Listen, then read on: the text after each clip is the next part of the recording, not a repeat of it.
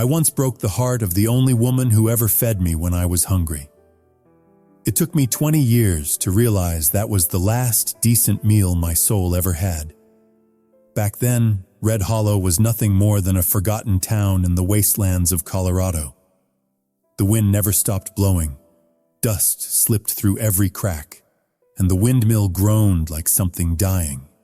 The town had one saloon, one church, and one dirt road that led straight out to the plains. I lived on the southern edge, where there was nothing but horses, dust, and silence. Folks called me Bo Halter, the quiet cowboy with shoulders as wide as a barn door. I wasn't young anymore, but not old enough to give up on solitude. The war had taken too much from me and left behind only one habit: silence. Every morning, I swept the porch, fed the horses, then sat with a cup of cold coffee. My life hadn't changed in years until that wagon stopped at my gate. The dirt road shimmered red that day, and the heat blurred even my own shadow. The driver asked for water for his horses. I nodded and went to the well. When I looked up, I saw her sitting in the back of the wagon. She didn't look like anyone from Red Hollow. She was larger, rounder, wearing a faded gray dress and holding a bundle of dried flowers, probably carried all the way from the east. When the sunlight hit her hair, soft brown, curled at the ends, I found myself not knowing where to look. The driver said her name was Clara Mayfield, traveling west, looking for a place to stay. I didn't say much, just nodded, but she kept her eyes on me, quiet and steady, like she could read the part of me I tried to keep buried. I didn't know it then, but that look would start to change everything. The next day at the Red Hollow Market, I heard women whispering in the general store. She's opening a bakery? That fat woman? No one's gonna eat what she makes. Just looking at her fills you up. They laughed. I didn't say a word, but something inside me shifted. I had never stood up for anyone before, never thought anyone was worth the trouble, but that day, I bought extra flour and sugar without knowing why. A week later, a sign appeared near the road by the lake. Mayfield Bakery. The place was small, old wood walls, smoke rising from the chimney that smelled like something warm and good. I stopped my horse, walked in, and said nothing. Clara was wiping down a table. She turned and smiled. "What'll it be? Honey bread or butter rolls?" Her voice was soft, warm, not the least bit timid. I looked at the shelves, pointed at a golden round loaf without thinking. As she wrapped it, her hands trembled slightly, maybe afraid I'd laugh like the others. But I didn't. I just paid, nodded, and left. She looked surprised and thankful. Outside, I broke off a piece and ate it on the porch. It was sweet, but not because of sugar, because of the hands that made it. I didn't know if it was the start of love or just the quiet recognition between two lonely souls. But that evening, even the wind across the prairie felt different, softer, kinder. And I thought, maybe Red Hollow had just changed, if only a little. That summer came earlier than usual. The wind blew in from the southern hills, carrying the scent of pine and burnt grass. The sun scorched the wooden rooftops, and every afternoon, Red Hollow sank into a kind of light that was both beautiful and sad. I can't remember how many times a week I stopped by Clara's bakery. All I know is that whenever I didn't see smoke curling from her chimney in the morning, the day felt hollow. At first, I told myself her bread was just that good, but the truth was, it wasn't the bread I came for. It was her voice, her eyes, that rare, quiet feeling that money could never buy. Clara always greeted me with a genuine smile, not the kind people wear to sell something, but the kind that made you feel seen. She remembered my habits faster than anyone I'd ever met. She knew I liked my bread a little burned around the edges, less sweet, and always fresh out of the oven. Once I asked, "How do you remember all that?" She laughed and said, "Anyone who comes in here 3 times without scolding me, I remember for life." Soon, I started helping her with small things, fixing the roof, splitting wood, hauling sacks of flour. She never asked, but I did it anyway. And each time, I watched her hands dusted in flour, her round arms steady, her face flushed from the oven's heat. She wasn't beautiful in the way the saloon girls were in their faded portraits, but there was something about her that made you want to stay. Like a house in a cold season, plain, but with a light in the window and the smell of something baking inside. One afternoon, dark clouds rolled in. Rain fell fast, and I ducked into the shop. Clara was cleaning up, hair damp and sticking to her forehead. The smell of butter and rain filled the air. She set a cup of hot coffee in front of me. "Sit," she said softly. "Don't go out yet. This rain isn't stopping anytime soon." We sat there, quiet, listening to the rain drumming on the tin roof. The lantern threw a warm glow across the wooden walls. After a while, I caught her staring out the window, her eyes far away. "Why'd you leave home?" I asked. She stayed silent for a long moment, then said, "Because back there, people didn't want to watch me eat anymore." Her words hit me hard. I wanted to say something, anything, but couldn't. She looked down at her cup, then, softly, "I don't have time to hate anyone, Bo, but I'm not strong enough to stay somewhere I'm not loved." I knew that feeling better than most. I'd left home for war, but truth was, I'd left because I was afraid of myself, afraid I'd forgotten how to love anything at all. Maybe, in that little bakery that smelled of sugar and smoke, 2 lost souls had finally found each other without realizing it. After that, people saw me at Mayfield's bakery every evening. Some joked, "Bo Halter's finally in love." I just smiled. I didn't deny it. But to me, it wasn't about learning to love. It was about learning to believe again, that kindness still had a place in a world covered in dust. One hot afternoon, Clara showed up at my ranch with a basket of bread. She stepped over the fence, her dress dusty, cheeks red from the sun. I was driving a post into the ground and asked, "Why aren't you resting? It's too hot for this." She smiled. "I baked too much. Thought I'd bring you some. Bread goes dry if you leave it till morning." Her palms were blistered from the heat. I took the basket, wanting to tell her to stop pushing herself. But before I could, she looked at me with calm eyes and said, "I do this because I want to, Bo, not because I need your pity." I just nodded. And in that moment, I knew I was done for, beaten by a woman the whole town once laughed at, but who carried more strength in her heart than any man I'd ever met. In the days that followed, Red Hollow got light rains. The smell of her bread drifted down the streets. Kids ran barefoot. Old folks sat on their porches. And me.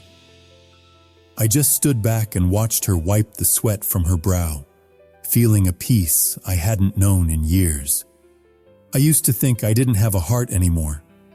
But that night, listening to the rain on her roof and the sound of her laughter in the kitchen, I swear I felt it beat again. Just once. But it was enough. Autumn came slow that year. The hills around Red Hollow turned gold, and the wind carried the first bite of cold.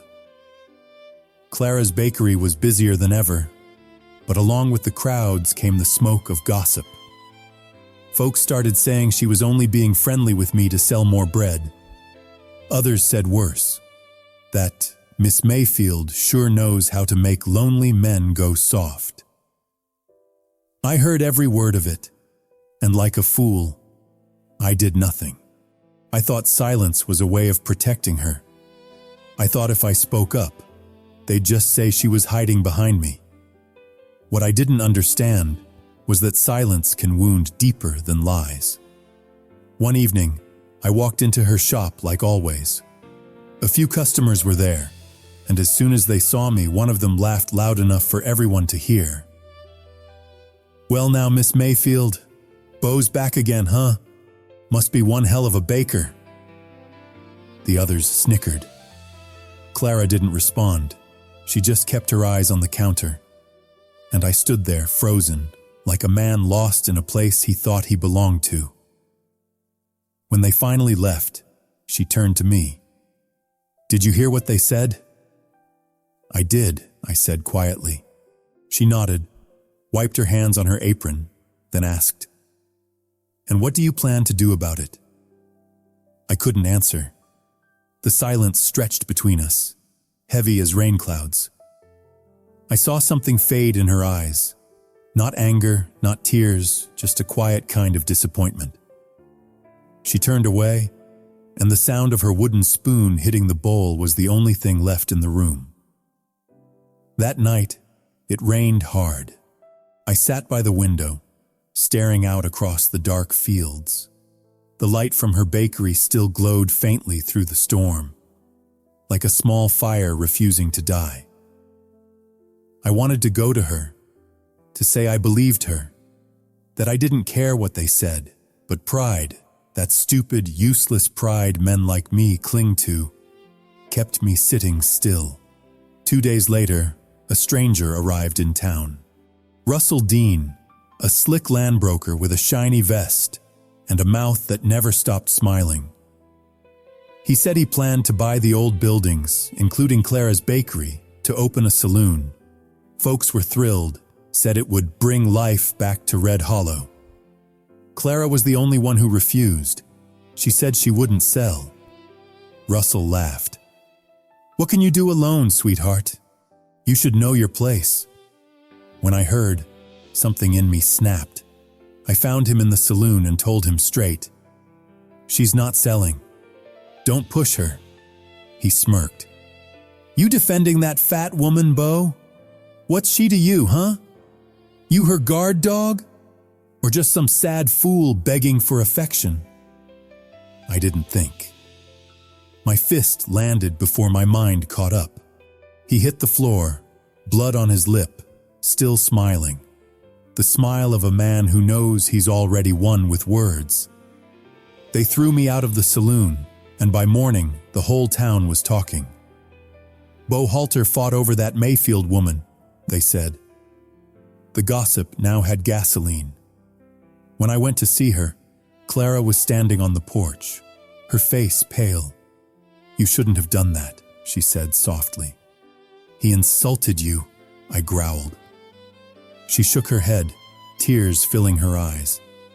"No, Bo. He insulted me, and you just made it real for everyone else." I didn't know what to say. The rain started again, tapping against the roof. She looked at me, voice trembling but calm. "I thought you were different from them. But maybe you're just another man who thinks a woman needs saving to be worth respect."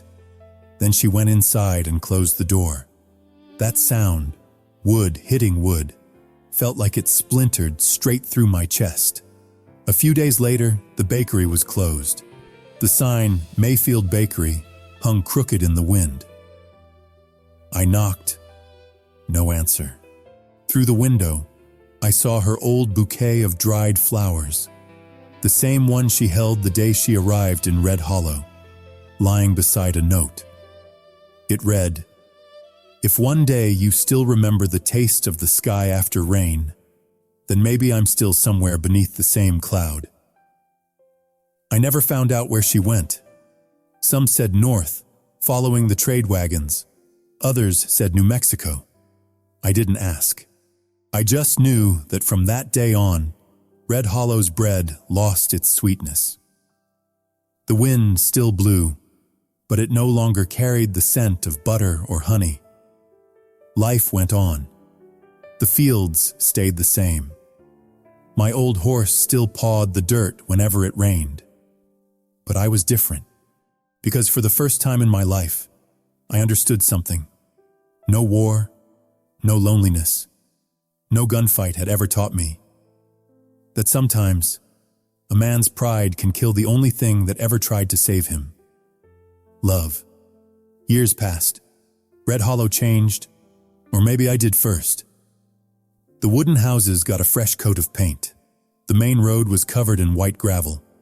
Russell Dean's saloon still stood, bigger, louder, and emptier than ever.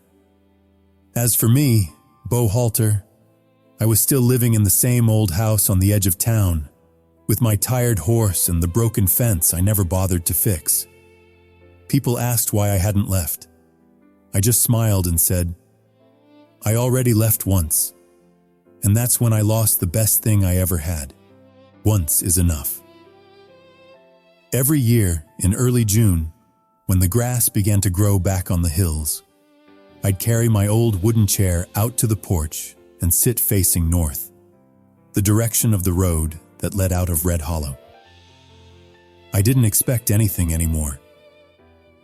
I'd just sit there, listening to the wind, imagining the sound of her laughter carried on it.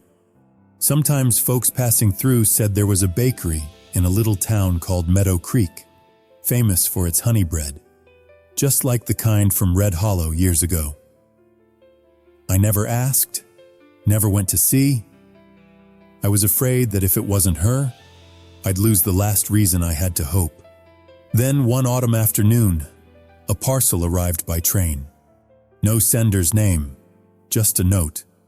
To Bo Halter, Red Hollow.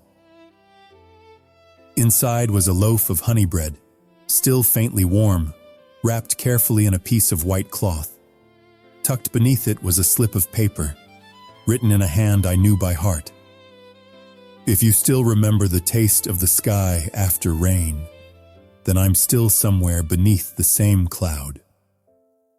I must have read that note 100 times. The bread cooled, but my hands kept trembling.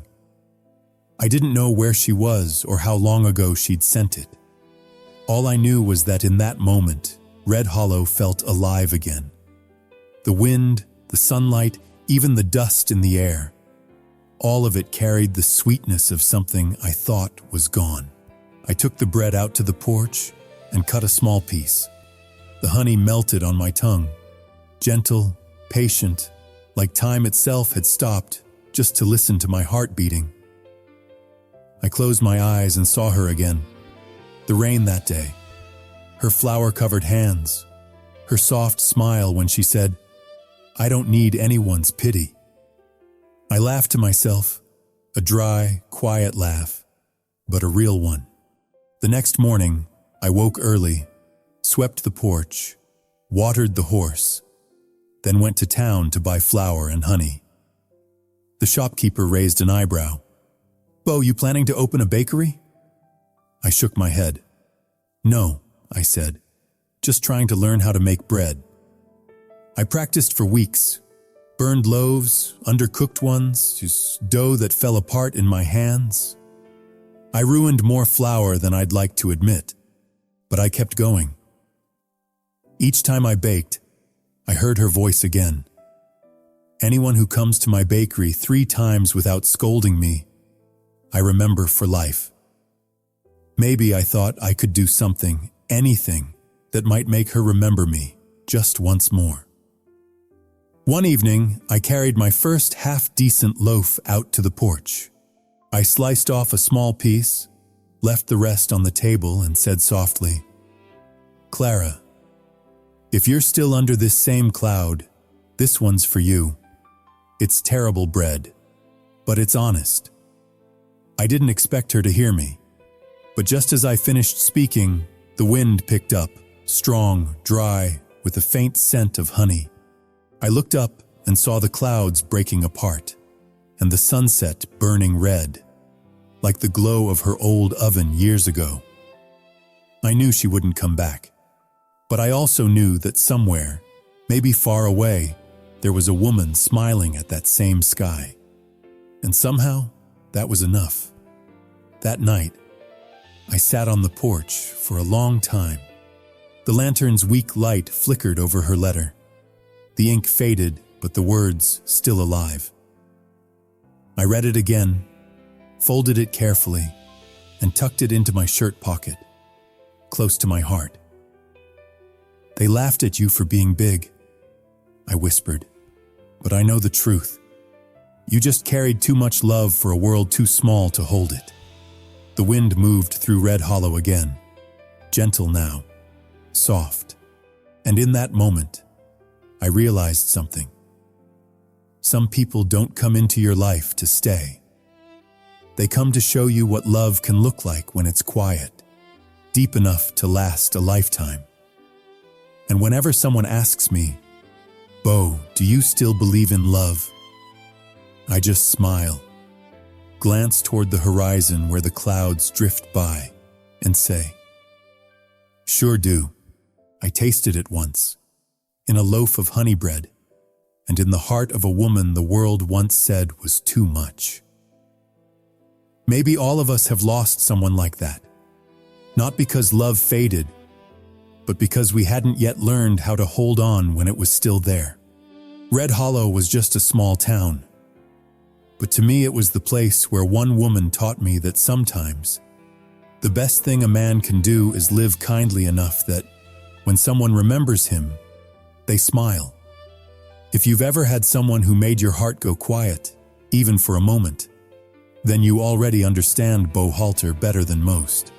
And if this story touched something in you, don't forget to subscribe to Tales from the Wild West, so you don't miss the next story about love, loss, and the quiet grace that still survives out here in the wind.